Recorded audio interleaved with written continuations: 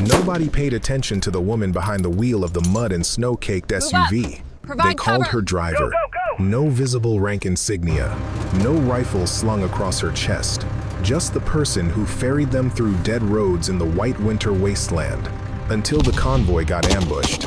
Radio silence. Bullets tearing through wind. Snow turning red.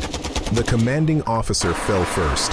And in the chaos, she opened the vehicle door not to run, but to step out, alone. The convoy rolled through frozen terrain at 0600 hours. 4 armored vehicles, 1 lightly protected SUV bringing up the rear. Corporal Emma Voss gripped the steering wheel with gloved hands, eyes scanning the road ahead through falling snow. "Driver, keep distance." Lieutenant Hayes barked through the radio. 20 meters minimum. "Copy," Emma replied, her voice flat. Professional, forgettable. In the passenger seat, Sergeant Marcus Webb scrolled through his tablet, barely acknowledging her presence. Behind them, 3 junior soldiers shared rations and complaints about the cold. "How'd you end up driving officers around?" Private Chen asked from the back. Emma adjusted the rearview mirror. "Applied for it." "You applied to be a taxi service?" Chen laughed. "Most people try to get out of this detail." Webb didn't look up from his screen. She probably couldn't hack infantry training. Emma said nothing. She'd learned silence was easier than explanation. They saw what they wanted to see. A woman barely 5'6", thin frame, quiet demeanor. Someone who drove and kept her mouth shut. What they didn't see, the way her eyes tracked terrain features automatically, how her hands positioned perfectly at 9 and 3, ready to execute evasive maneuvers, the unconscious assessment of firing angles from every ridge they passed. The convoy commander, Captain Brennan, rode in the lead Humvee. His voice crackled through comms every few minutes with route updates and tactical reminders. Standard procedures for a supply run through contested territory. "This road gives me the creeps," Webb muttered, finally looking up. Too quiet. Emma had been thinking the same thing for the past 20 minutes. The valley they'd entered narrowed progressively, steep slopes rising on both sides. Classic ambush terrain, but Brennan's voice remained steady, confident. He'd run this route a dozen times. "You worried, Sergeant?" Private Thompson asked from the back.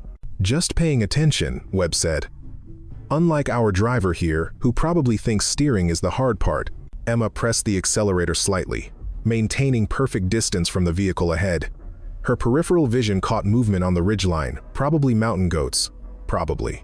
"Captain," she said into her radio, keeping her voice level. "Possible movement. Eastern Ridge. 2 o'clock. Static." Then Brennan's dismissive response. "Negative contact. Local wildlife. Stay in formation." Webb smirked. "Stick to driving, Voss." The snow fell heavier. Emma's windshield wipers beat a steady rhythm. She memorized every curve, every potential cover position, every line of retreat. Not because anyone ordered her to, because that's what she did. 10 years ago, she'd been in a different uniform. Different unit, different name on the roster, Emma Chen, not Voss. She'd made it through special operations selection, earned her tab, spent 3 years on a direct action team. Then came the injury, not physical, psychological, a mission gone wrong, civilians caught in crossfire. After action review cleared her of wrongdoing, but something broke inside. She'd frozen during the next operation. Her team leader noticed. Within 6 months, she was reassigned. Not the right fit, they'd said. Better suited for support roles. So, she became a driver. It required precision, focus, situational awareness, all the skills she developed, applied to a task nobody respected, but it kept her in uniform, let her serve without risking anyone else with her compromised instincts. Except her instincts weren't compromised. They'd been screaming danger for the past 15 minutes. "Vehicle 2, report status," Brennan ordered. "All green," came the response. "Vehicle 3? Green." Emma keyed her radio. "Vehicle 4, green." Routine. Procedural. Safe. The valley continued to narrow. Emma noted the GPS signal flickering. Radio quality degrading. Standard atmospheric interference. Or something else. "Driver, you're drifting," Webb said. "Tighten up." She corrected course, watching the distance meter. 19 meters. 20. 21. Perfect mechanical execution. That's all they wanted from her. The first explosion answered the question about whether her instincts were right. The lead Humvee erupted in flame before Emma's brain processed what she was seeing. Rocket-propelled grenade, probably RPG-7, fired from elevated position. The vehicle lurched sideways, smoke pouring from its engine compartment. Automatic weapons fire erupted from both ridges simultaneously. "Contact! Contact!" someone screamed over the radio. Vehicle 2 swerved left, trying to create distance. Rounds sparked off its armor plating. Vehicle 3 accelerated forward, then slammed brakes as the road ahead revealed a deliberately placed obstacle, tree trunks dragged across the narrow passage. Classical L-shaped ambush, blocking force forward, main assault from the flank, multiple firing positions, coordinated timing. Emma's hands moved before conscious thought engaged. She yanked the wheel right, steering toward a shallow depression in the snow. Not cover concealment, buying seconds while her passengers processed what was happening. "What are you doing?" Webb shouted. "Get back in formation." "Formation's gone," Emma said. Her voice remained steady. "Brace." She brought the SUV behind a cluster of rocks, barely large enough to shield the engine block. Bullets punched through the rear window, missing Thompson's head by inches. Chen dove to the floor. Through the chaos, Emma counted muzzle flashes. 7 positions on the eastern ridge, 4 confirmed on the western slope, overlapping fields of fire designed to trap the convoy in a kill zone. Professional work, not random insurgents trained fighters. Vehicle 1 is down. The radio exploded with panic transmissions. "Captain's hit, captain's down." Emma watched through her side mirror as soldiers spilled from the damaged vehicles, trying to establish defensive positions. But they'd been caught moving, not prepared for contact. The ambush force held every advantage. Vehicle 3's crew tried to return fire, but their positioning exposed them. Emma saw the team leader, Sergeant Holland, take a round through the shoulder and collapse. "We need to move," Webb said, his earlier arrogance replaced by fear. "Back up! Get us out of here!" Emma calculated distances. The kill zone extended at least 300 meters behind them. Reversing would expose their lightly armored SUV to concentrated fire for the entire retreat. They'd never make it. "Can't," she said. "We're pinned." "Then, what do we do?" Chen's voice cracked. Emma's eyes swept the tactical situation. The enemy held the high ground. Her unit held nothing except confusion and terror. Captain Brennan lay motionless beside Vehicle 1. No command structure, no coherent response. In the absence of orders, doctrine said wait for relief, conserve ammunition, treat wounded, call for support. But Emma knew those ridgelines. She'd studied this valley on the drive in, precisely because it screamed danger. She knew where the enemy positions were, how they'd positioned themselves to maximize damage against vehicles, not dismounted infantry. The gaps in their coverage. "Driver, I gave you an order." Webb grabbed her shoulder. "Back this thing up." She looked at him directly for the first time that morning. His pupils were dilated, breathing rapid, combat shock settling in. "Sergeant," she said quietly, "you need to take the wheel." "What?" Emma unbuckled her harness. "They need someone out there coordinating defense. You're the senior NCO in this vehicle." It was a lie. Webb was panicking, useless in a firefight, but it gave him a task, a purpose that wasn't getting them killed. She opened the driver's door. "Where are you going?" Thompson shouted. Emma reached into the storage compartment behind her seat. Her hands found the M4 carbine secured there, technically assigned to Webb, but he'd never bothered to check it out of the vehicle. She grabbed 2 spare magazines. "Stay in the vehicle," she said. "Engine block provides best cover. Don't move unless it catches fire." "You can't just leave us," Chen protested. Emma stepped out into the snow. Bullets snapped overhead. She dropped low, using the SUV's frame for cover, while her eyes mapped the battlefield. 38 enemy combatants. She counted muzzle flashes, estimated crew-served weapon positions, tracked movement patterns. The number locked into her mind with absolute certainty. Her commanding officer from a decade ago had called it her gift, the ability to construct perfect tactical awareness in seconds, to see the battlefield as an equation waiting to be solved. She'd lost faith in that gift after civilians died. But the gift had never left. Emma checked her rifle, chambered around, controlled her breathing the way she'd been taught in another life. The convoy was dying. Without intervention, everyone in those vehicles would be dead within 10 minutes. She looked back once.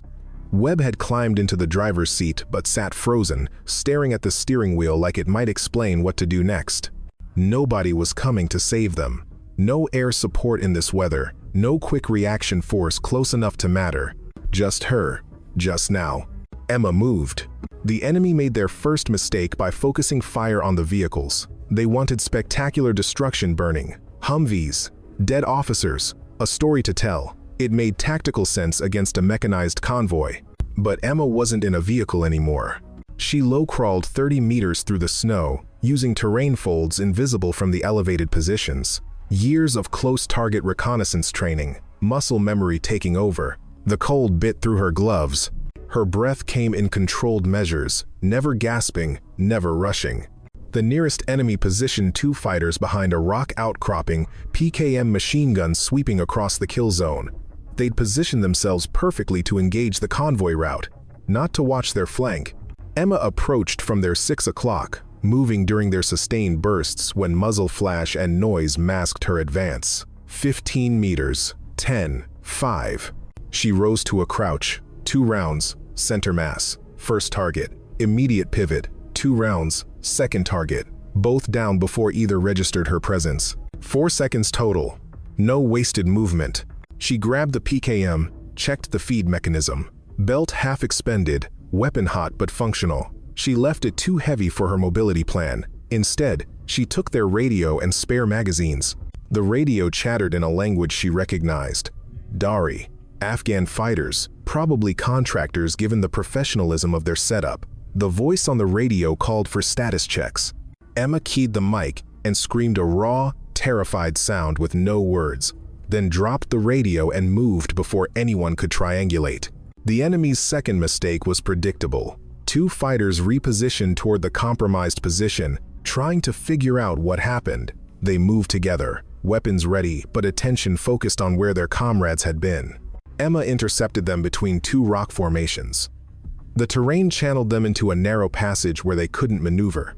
She fired from prone, using a snowbank for support. First target dropped instantly, second got 1 round off, before Emma's third shot found him. 5 down. Her rifle kicked against her shoulder, muscle memory guided, every movement, acquire, target, control, breathing, press, trigger, assess results. No thought required, just execution. She heard shouting from the ridgeline above. The enemy had lost contact with multiple positions. Their plan was unraveling. Emma moved to her next position, staying low, using every depression and shadow. The snow helped her winter camouflage, made her nearly invisible when motionless. She became a ghost on the battlefield, visible only when she chose to engage. The third group consisted of 3 fighters operating a mortar position. They'd been lobbing rounds at the vehicles from defilade, protected from return fire, but their protection assumed frontal assault. Emma approached from below, climbing a narrow defile that put her 15 meters downslope from their position. She could hear them working, loading, adjusting elevation, firing, mechanical, routine. She tossed a fragmentation grenade, waited for the explosion, moved through the smoke while they were still reacting. 2 were down from shrapnel. The third raised his rifle. Emma shot him twice, then put finishing rounds in the other 2. 8 total. The enemy radio Emma had taken earlier continued broadcasting increasingly urgent messages. They knew something was wrong. Their carefully orchestrated ambush was being dismantled from inside, but they still thought in terms of a counterattack, multiple soldiers, possibly a relief force arriving. They couldn't conceive of one person systematically hunting them. Emma checked her ammunition. 12 rounds remaining in her current magazine, 2 full magazines as backup, 62 rounds total for 30 remaining enemies. The mathematics were unfavorable. But mathematics had never been the point. Tactics were.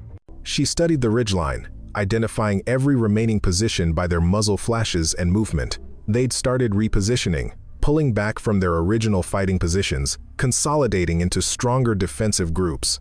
Exactly what she needed them to do. Emma looked down at the convoy. Soldiers were finally establishing a coherent defense, using the vehicles for cover, returning suppressive fire. Webb had even gotten out of the SUV and was shouting orders, useless ones. But the activity gave people focus. They'd survive if she kept the enemy occupied, if she drew attention away from the kill zone and onto herself. One woman against 30 trained fighters. The old Emma, the one who'd frozen during combat, would have calculated the impossibility, would have recognized this as suicide. But this Emma had already lost everything that mattered when they'd called her not the right fit, had spent years driving officers who dismissed her existence, had nothing left to prove and no one left to disappoint. She was free in a way she'd never been before. Emma chambered a fresh round and moved toward the next position. The enemy's greatest advantage was numbers. Their greatest weakness was predictability. Emma had studied insurgent tactics for years, first as a team member, then during countless hours of mandatory training as a support role soldier. She knew how they thought, how they'd been trained by whoever contracted them. They'd pull back to defensible positions, establish overlapping fields of fire, wait for her to make a mistake. So she changed the equation. The SUV sat where she'd left it, partially concealed behind rocks. Webb had moved the wounded soldiers from other vehicles into its relative safety. Smart move, actually. The vehicle's medical kit would be useful. Emma circled wide, staying below the ridgeline, moving parallel to the enemy's consolidated position. She counted 12 fighters in a strong defensive cluster on the eastern slope. Another 8 held the western approach. The remaining 10 had repositioned to block any retreat down the valley, the obstacle team, likely with vehicle-mounted weapons. Textbook defense in depth. If she attacked any position directly, the others would enfilade her. If she stayed still, they'd eventually maneuver and trap her, unless she stopped playing by their rules. Emma worked her way to a position 200 meters from the eastern group. She placed her rifle carefully on a rock, aimed at the center of their position, and weighted the trigger down with a chunk of stone. The rifle fired a single shot, then silence. She was already moving before the enemy returned fire, pouring rounds at the abandoned position. She counted the muzzle flashes, all 12 engaging the decoy, which meant their backs were to her actual approach. Emma came up the slope from their flank, moving fast during their sustained fire. She hit them like a knife through silk, quick, precise, surgical. 3 down before they registered a new threat. 2 more as they pivoted. 1 tried to run. She dropped him at 20 meters. 6 confirmed kills in 15 seconds. The remaining 6 scattered, abandoning their position, fleeing toward the western group. Emma let them go. She needed them to spread panic, not die quietly. She grabbed an AK-47 from a fallen fighter. 40 rounds remained in the magazine. More ammunition than her M4 offered. She slung both weapons and took a fighting position behind the rocks the enemy had just evacuated. Perfect cover. Perfect angles on the western slope. The enemy had built this position to kill her convoy. Now she'd use it to kill them. The western group saw their comrades retreating and opened fire at nothing. They couldn't see Emma in the position she'd just captured. They were shooting at ghosts. Emma aimed carefully. The range was long, nearly 300 meters, but she had stable support and clear sightlines. She worked methodically. 1 target, 1 shot, assess, next target. She dropped 4 before they figured out where she was firing from. Their return fire was desperate, inaccurate. They couldn't believe someone held their own teammate's position. When the western group tried to displace, Emma switched to her M4 and engaged them during movement, the most vulnerable moment for any fighter. 3 more down, 21 total. The survivors on the western slope abandoned their positions entirely, running down the backside of the ridge. Emma didn't pursue. Let them run. Let them tell the blocking force what was happening, that their ambush had collapsed, that something was hunting them. Fear was a weapon sharper than bullets. She checked her ammunition. 4 rounds in the M4, 18 in the AK, 1 full magazine remaining. Not enough for a sustained firefight against the remaining 17 enemies, but enough for what came next. Emma moved toward her SUV. The vehicle sat intact, engine idling, exactly where she'd left it. Through the windows, she saw Webb binding a soldier's wounds. Chen and Thompson kept watch, rifles trained on the ridgelines. She circled wide to avoid their field of fire, then approached from their 6, knocked on the rear door. "It's Voss," she said clearly. "I'm coming in." Webb spun, rifle raised, then lowered it when he recognized her. "What the hell are you doing? We thought you were dead." Emma climbed into the driver's seat. Blood stained her jacket, not hers. Snow melted in her hair. Her hands were steady on the wheel. "How many did you kill?" Thompson asked, staring at her. 21. Emma put the SUV in gear. "I need this vehicle." "For what?" Webb demanded. "To finish the job." She looked at him directly. "I need everyone out, now. Take the wounded back to Vehicle 2. Use the radio frequency I'm about to give you. Call for evacuation. Tell them the area will be secure in 10 minutes. You can't. Sergeant." Her voice carried absolute certainty. "Get out of my vehicle." Something in her tone made him move. Maybe he recognized command presence when he heard it. Maybe he just wanted away from whatever she'd become out there in the snow. They evacuated the wounded, carrying them toward better cover. Emma watched until they were clear, then keyed the radio to the enemy frequency she'd captured. "You're all going to die now," she said in perfect Dari. Then she aimed the SUV toward the valley's choke point and pressed the accelerator. The blocking force saw her coming. Of course they did. She made no attempt at stealth. The SUV roared down the snow-covered road at 60 kilometers per hour, engine screaming, headlights on. They opened fire immediately. Rounds sparked off the hood, shattered the windshield, punched through the doors. Emma stayed low, steering by instinct and memory, counting seconds until impact. The enemy had positioned a technical, a pickup truck with a mounted machine gun across the road. 3 fighters worked the weapon, pouring fire into her approaching vehicle. 8 more troops held firing positions on both sides of the choke point. At 50 meters, Emma grabbed the AK-47, fired a burst through the already shattered windshield, and rolled out the driver's door. The SUV continued forward on momentum, driverless, accelerating into the blocking position. The machine gunner tracked it, still firing, still focused on the obvious threat. He never saw Emma. She came up from the snow at a dead sprint, angling toward the technical's blind spot. The other fighters were fixated on the approaching vehicle, waiting for it to crash, to stop, to become a static target. Emma reached the pickup's tailgate just as her SUV slammed into it. The impact crushed the technical's front end, disabled the mounted gun, threw 2 fighters clear. She was moving before the smoke settled. 3 shots dropped the machine gunner, 2 more for the nearest fighter, trying to recover his weapon. The 2 thrown by the impact were on the ground. Stunned, she fired once each, center mass, clinical. 27 total. The remaining 6 fighters on the flanks realized too late that the SUV had been a delivery mechanism, not an assault. They swung their weapons toward Emma, but she'd already moved behind the wrecked technical, using it for cover.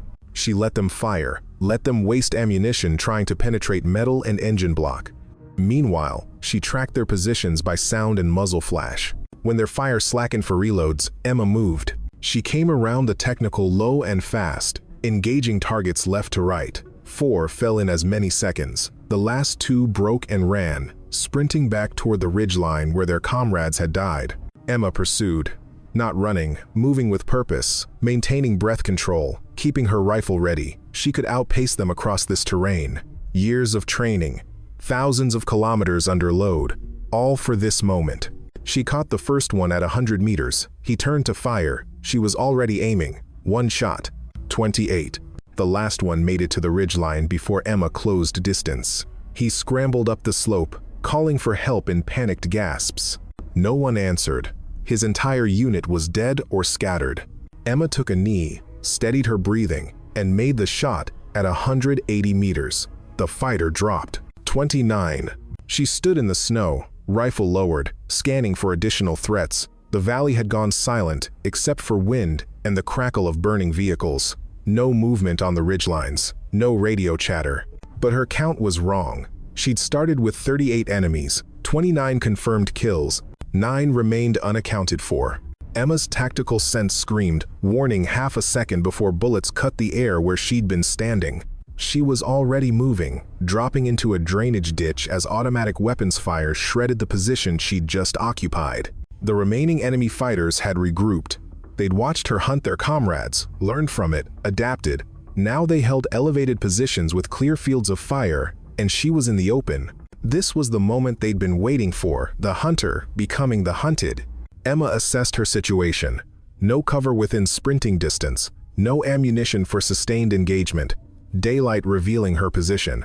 9 fresh enemies who'd had time to prepare. The old Emma would have calculated the odds, would have surrendered or called for help, but this Emma had already come too far to stop. She keyed the captured radio one last time. 9 left, she said in Dari. Not enough. Then, she charged straight up the ridge toward them.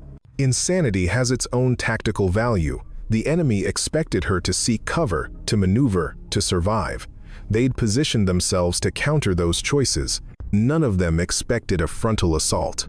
Emma sprinted uphill through knee-deep snow, zigzagging between sparse cover rocks, frozen bushes, terrain folds. Bullets chewed through the snow around her, but moving targets are hard to hit at distance, especially uphill, especially in wind. She wasn't trying to survive this. She was trying to close distance before they could concentrate fire effectively. 50 meters became 30. 30 became 20. The enemy adjusted, trying to track her movement, but Emma had spent 10 years learning to read battlefield geometry. She knew which angles they could cover, which approach lines offered microseconds of protection. At 15 meters, she dove behind a boulder barely wide enough to shield her torso. Rounds sparked off stone inches from her head.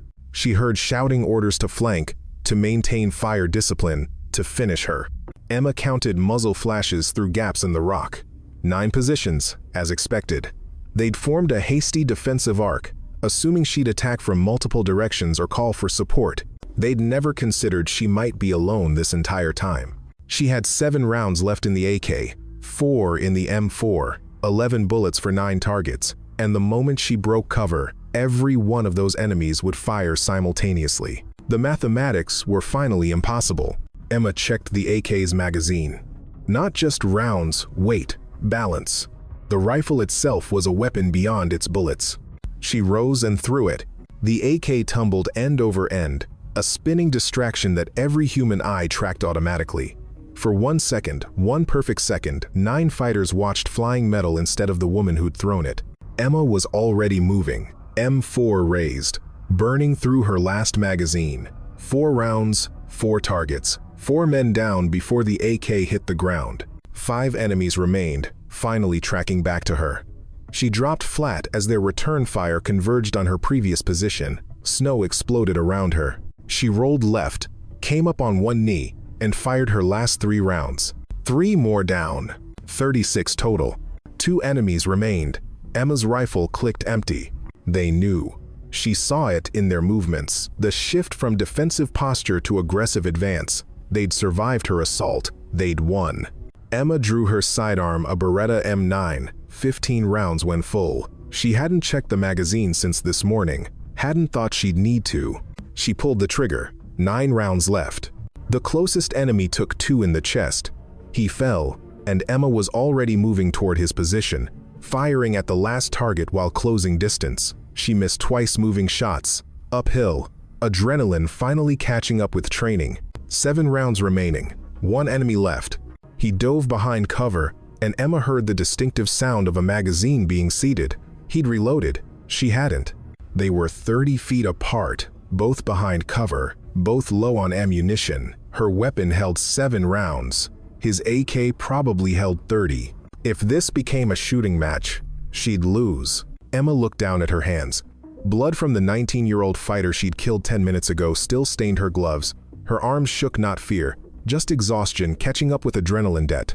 She'd driven through mountain passes for 6 hours before the ambush, had spent 40 minutes hunting across rough terrain. Her body was screaming for rest. But rest meant death. For her, for Webb, for everyone she'd left sheltering behind wrecked vehicles. Emma took 3 deep breaths, centered herself the way her first instructor had taught her, not by suppressing emotion, but by acknowledging it and choosing action anyway. She stepped out from cover. The enemy fighter saw her immediately, raised his rifle. Emma was already firing, walking forward, weapon extended, pressing the trigger with mechanical precision. 1 shot, 2, 3, 4. The 4th round caught him in the neck. He dropped. 38 confirmed kills. Entire ambush force eliminated. Emma stood in the snow, weapon still raised, scanning for additional targets. Nothing moved. The valley was finally completely silent. She lowered her pistol. Her hands were shaking, now delayed shock. Adrenaline crash. The body's response to violence, it wasn't designed to sustain. She'd killed 38 human beings in 43 minutes. Emma dropped to one knee. Not from exhaustion, but from the sudden, crushing weight of what she'd done. These weren't targets. They were men. Young men, mostly. Fighters who'd taken contracts, followed orders, made choices that led them to die on a snowy ridge in a country half of them probably didn't understand. She'd killed them all, and she felt nothing. No remorse, no triumph, no emotion beyond a vast, empty relief that it was over. That was the thing they never told you about being a soldier. The killing itself wasn't the hard part. The emptiness afterward was.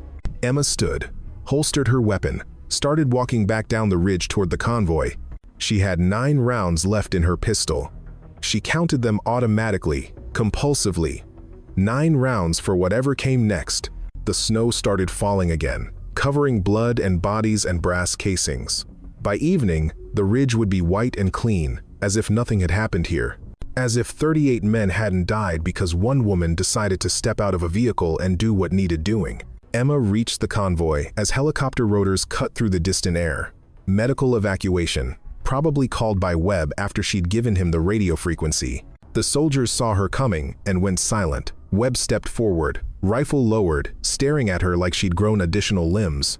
"Is it done?" he asked. Emma nodded. "All clear." "How many?" 38 confirmed. Webb's mouth opened, closed. He looked back at the other soldiers, then at Emma. "By yourself?" Nobody spoke. They just stared at her blood-stained jacket, her empty weapon, her face that showed nothing but exhaustion. Private Chen broke the silence. "Holy shit." Emma walked past them toward her SUV. The vehicle was wrecked, windshield gone, doors punctured, front end crushed from the collision. But the frame was intact. The engine might still turn over.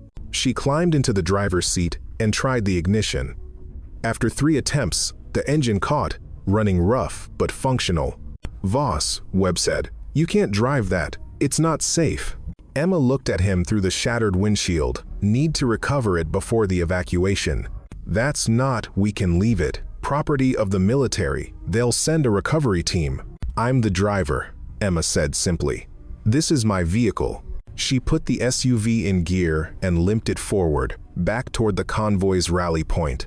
Behind her, soldiers scrambled to prepare the wounded for helicopter extraction. The Blackhawks arrived 20 minutes later. 2 birds, rotor wash kicking up snow and debris.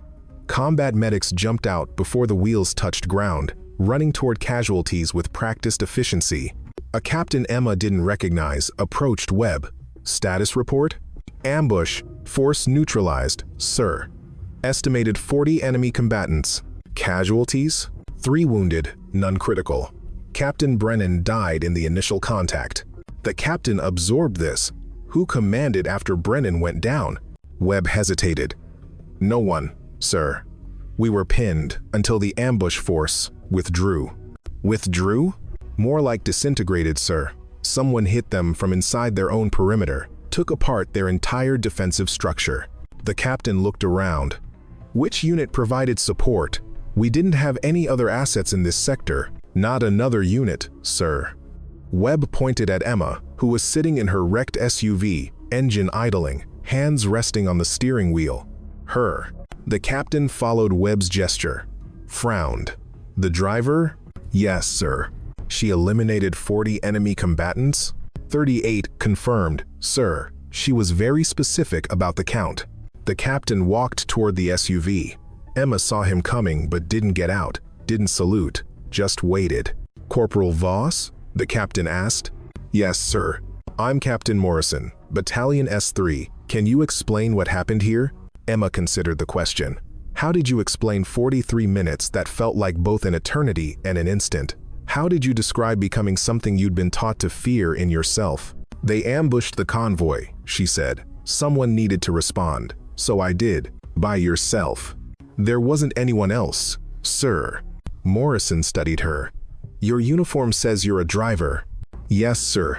But you're clearly not just a driver. Emma didn't respond. What could she say? That she'd been special operations once? That they'd decided she wasn't fit for combat roles? That she'd spent 3 years proving them right by doing exactly what they told her to do? Shut up, drive, stay out of the way? Where'd you learn close quarters combat? Morrison asked. Various schools, sir. Be specific. Emma met his eyes. Special Operations Training Course, Class of 2015. Advanced Marksmanship, 2016. Close Target Reconnaissance, 2017. I was attached to 3rd Battalion, 75th Ranger Regiment before my reassignment. Morrison's expression shifted. You were regiment? Why are you driving officers around instead of kicking down doors? Medical board determined I wasn't fit for combat operations, sir. What was the diagnosis? Delayed stress response following a civilian casualty incident. Recommendation was reassignment to non-combat role. But you just killed 38 enemy fighters in under an hour. Yes, sir. Alone. Yes, sir.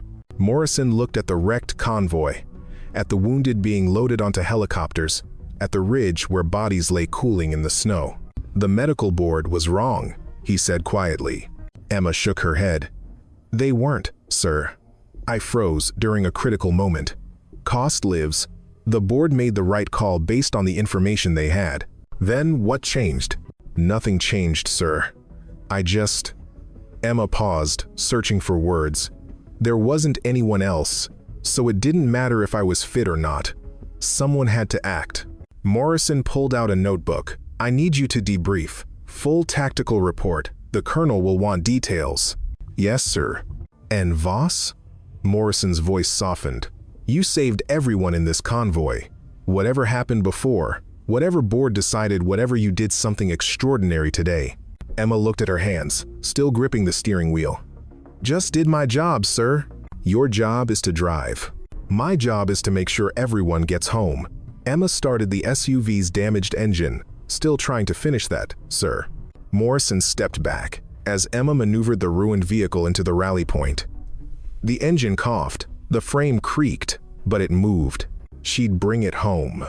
Because that's what drivers did. They brought their passengers home, no matter what. Even if the passengers never noticed who was behind the wheel. The official report took 6 hours to complete. Emma sat in a tent at the forward operating base, recounting every movement, every decision, every kill. A captain from intelligence took notes.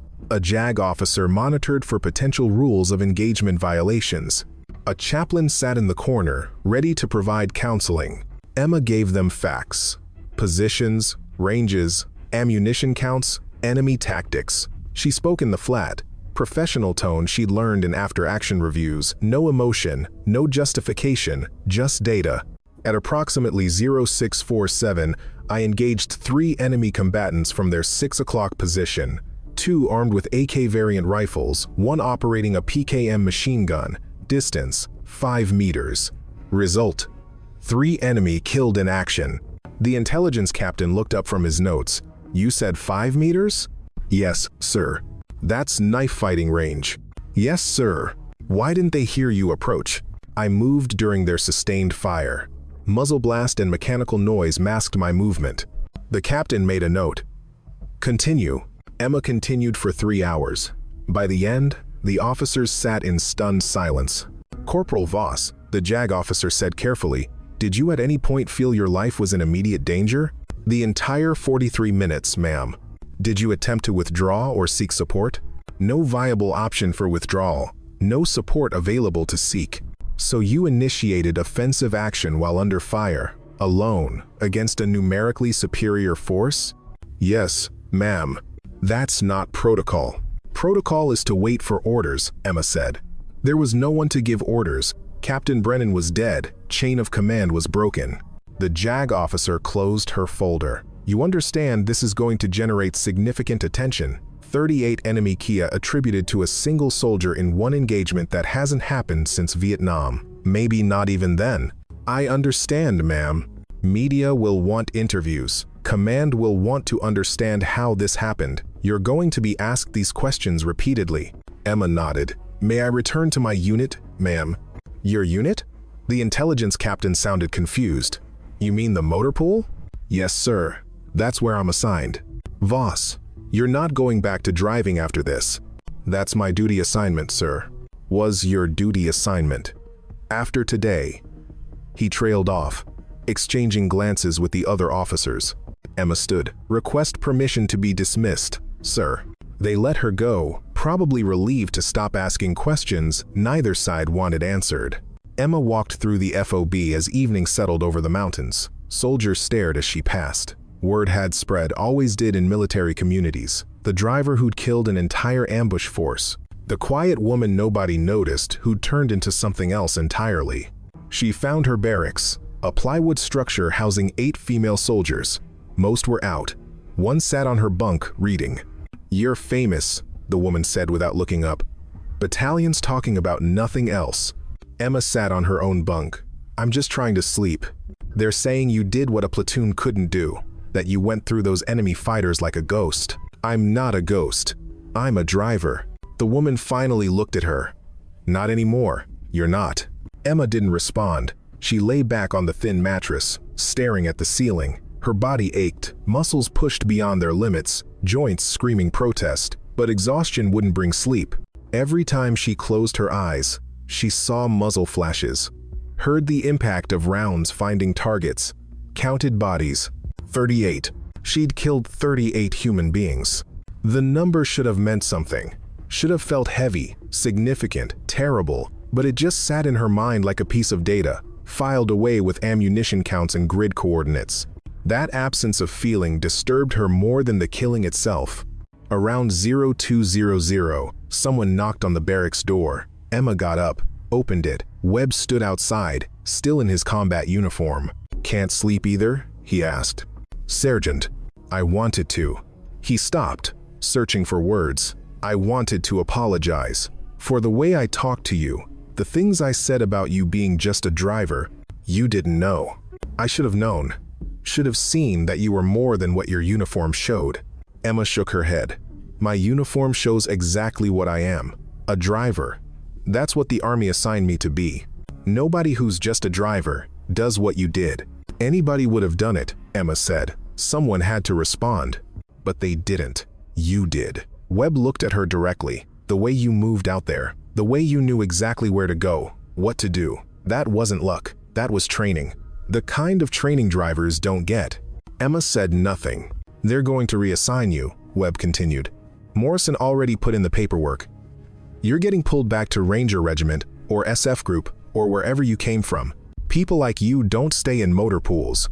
People like me were sent to motor pools for a reason, Sergeant. What reason?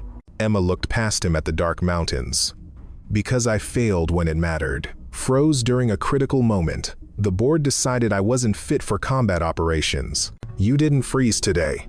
Today, there wasn't anyone else. Emma met his eyes. When I had a team depending on me, when I had to make decisions that might get them killed, I couldn't do it, but alone. With everyone already dying. There was nothing to freeze about. Just things that needed doing. Webb considered this. So you're saying you can only operate without responsibility? I'm saying I can only operate when failure only kills me. That's the same thing. Maybe. Emma started to close the door. Thank you for the apology, Sergeant. It wasn't necessary, but I appreciate it. One more thing, Webb said quickly. The wounded from the convoy, Thompson, Holland, the others. They asked me to tell you something. What? Thank you. For bringing them home. Emma felt something crack in her chest, not pain, but the first warm thing she'd felt since stepping out of the SUV. That's my job, she said quietly, making sure everyone gets home. She closed the door, returned to her bunk. This time, when she lay down, sleep came not peaceful, but at least present. 3 days later, Emma stood in the battalion commander's office. Lieutenant Colonel Davis sat behind his desk, a thick folder open in front of him. Corporal Voss, he said. I've read the reports, multiple times. I've spoken with survivors from your convoy, with Captain Morrison, with the intelligence section. Everyone tells the same story. You single-handedly eliminated an entire enemy ambush force. Emma stood at attention. Yes, sir. I pulled your file.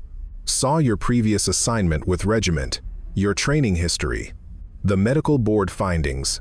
Davis closed the folder. The board recommended you for non-combat roles.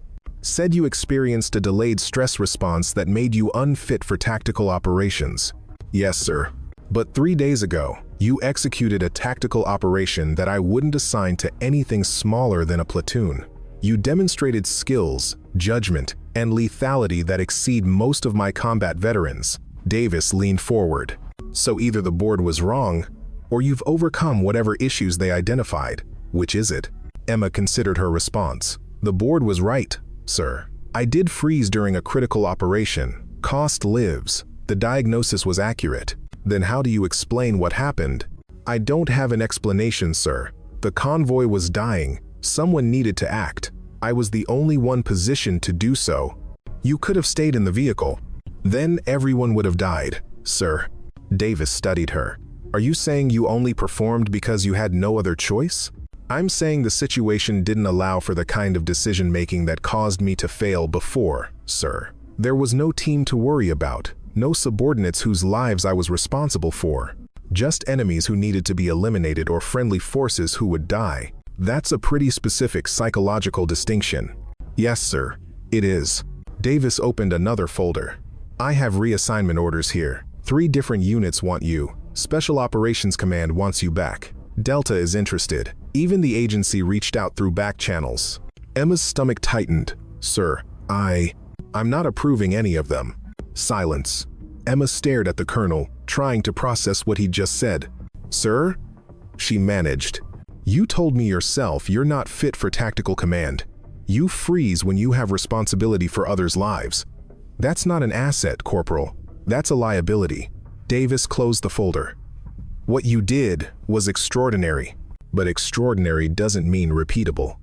You had a perfect storm of circumstances that allowed you to operate within your limitations. That doesn't mean I can put you in situations where those limitations might get people killed. Then, what happens to me, sir? You go back to your assigned duties. You drive. You transport personnel. You do exactly what the medical board recommended. Davis's voice softened slightly. But you'll do it with a bronze star with Valor device.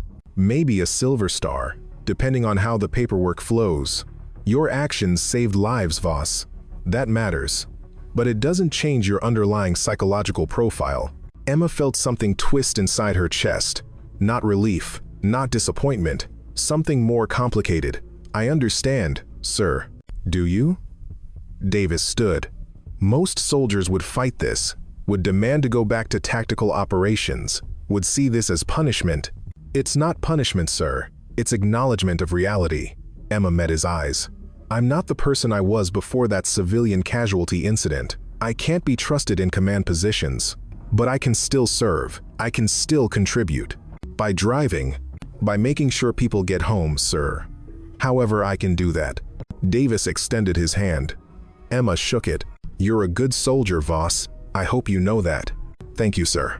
Emma left the office, walked across the FOB, and returned to the motor pool. Her supervisor, a staff sergeant named Collins, looked up when she entered. Heard you got called to the colonel, Collins said.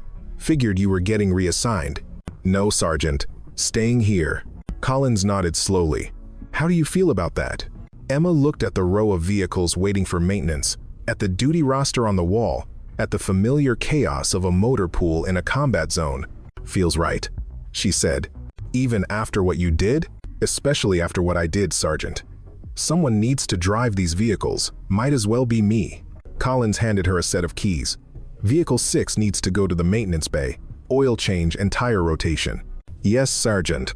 Emma took the keys, walked to Vehicle 6, a Humvee with 90,000 hard miles on it, climbed into the driver's seat, started the engine. Just a driver, she thought. Just someone who makes sure everyone gets home. She put the vehicle in gear and drove. 6 months later, Emma sat in the same SUV she'd wrecked during the ambush. The maintenance team had worked miracles, new windshield, patched doors, rebuilt front end. It looked almost normal. Almost. She ran her hand over the steering wheel. Small divots marked where bullets had punched through. The techs had wanted to replace it, but Emma had refused. Some scars should remain visible. Voss! Collins shouted from across the motor pool. Got a convoy heading north. Need a driver. Emma climbed out of the SUV. Where to? Sergeant. Supply run to forward operating base Keller. Straight shot should be routine. Nothing was ever routine. Emma had learned that lesson permanently. Who's the cargo? She asked. Replacement officers, couple of specialists, one embedded journalist. Collins grinned. VIP treatment. They specifically requested our most experienced driver. There are drivers with more years than me, Sergeant. Yeah, but none with a silver star. Collins handed her the manifest. Colonel's orders. Anytime we have high-value passengers, you get first assignment. Emma looked at the paperwork. 3 officers, 2 enlisted specialists, 1 civilian, all depending on her to get them north safely. The old fear tried to surface. What if she made the wrong call? What if her decisions got them killed? But she pushed it down. She wasn't commanding anyone, wasn't responsible for tactical decisions, just responsible for driving safely, watching the road, bringing everyone home. She could do that. Had been doing it for 6 months without incident. When do we leave? Emma asked. 20 minutes. They're loading gear now. Emma walked to the vehicle assigned for the convoy, a up-armored Humvee, fully maintained, radio functional. She did her pre-trip inspection with mechanical precision, checked fluids, tires, lights, weapons mount, everything perfect. The passengers arrived in a cluster of nervous energy. The journalist looked around with wide eyes, probably his first embed. The specialists chatted about their new assignment. The officers checked their gear and weapons. None of them looked at Emma. To them, she was just the driver, anonymous, forgettable, exactly how she preferred it. We ready? One of the officers asked Collins. Yes, sir. Corporal Voss will be your driver. Best in the battalion. The officer glanced at Emma. How long you been driving, Corporal? 3 years at this duty station, sir, Emma said. Longer before that. Good. The officer climbed into the passenger seat. Let's move. Emma started the engine, pulled out of the motor pool, joined the convoy formation, 2 escort vehicles. Her Humvee in the middle, 1 trail security. The journalist leaned forward from the back seat. Mind if I ask questions during the drive? If it doesn't interfere with operations, sir. You ever see combat? Emma kept her eyes on the road, once or twice. Anything exciting? The officer in the passenger seat chuckled. She's a driver. They don't see much action. Emma said nothing. Let them believe what they needed to believe. It made the job easier. They drove north through clear weather. GPS tracked perfectly. Radio chatter stayed routine. Nothing happened. Emma brought everyone home safely. Like she always did. Like she always would. Because that was her job. Not to be a hero. Not to rack up kill counts or earn medals. Just to drive. Just to watch the road. Just to make sure everyone reached their destination. She was just a driver. And sometimes, that was exactly what people needed her to be.